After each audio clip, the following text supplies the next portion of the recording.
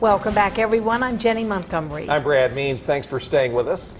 Coverage you can count on begins tonight with a look at how law enforcement is making sure protests here in the CSRA take place safely, even when permission hasn't been secured ahead of time.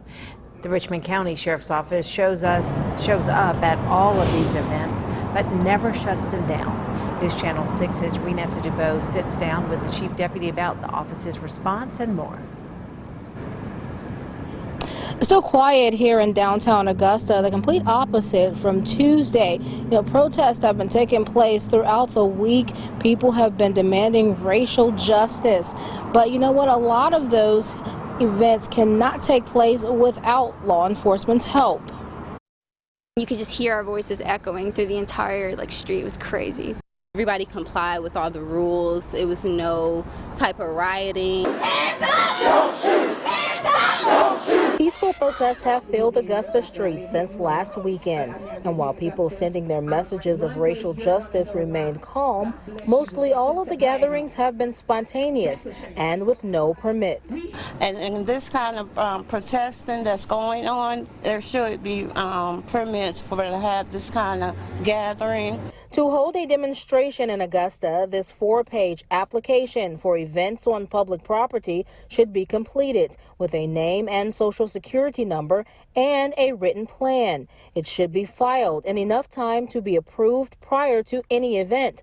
But even though Sheriff Richard Roundtree and his deputies have the power to shut people down, they don't. If they're probably going to do it anyway, wouldn't you rather be part of the solution rather than part of the problem? The issue at the forefront of the demonstrations, the killing of George Floyd, following former Minneapolis police officer Derek Chauvin's knee in his neck, a type of police brutality Chief Deputy Patrick Clayton says does not happen here. Don't paint me with the same brush that you're painting that officer, because that's not representative of the deputies that I have. We do not teach that in police training.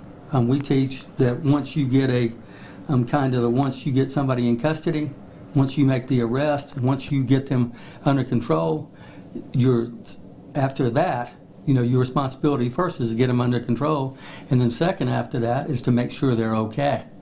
Because if you have to use force, you have to anticipate that they could get hurt. As people cry out for justice at the hands of police, Chief Deputy Clayton says they are working to do just that, engaging with the community. He says out of 300,000 to 400,000 calls a year, nearly all of them are good. Well, we have a Citizens Advisory Board. We have a group of citizens that are appointed, and they usually by the commission. They attended the our community policing academy.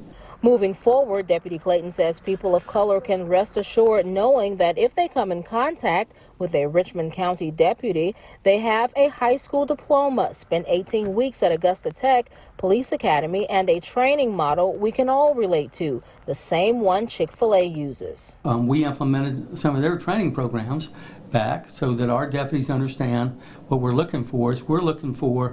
We want you to work with a service hard, that you're there to serve the public.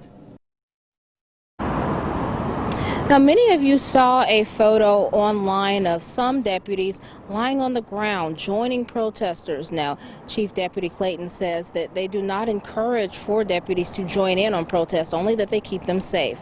Live in downtown Augusta, Renata Dubois, WJBF News Channel 6. Back to you.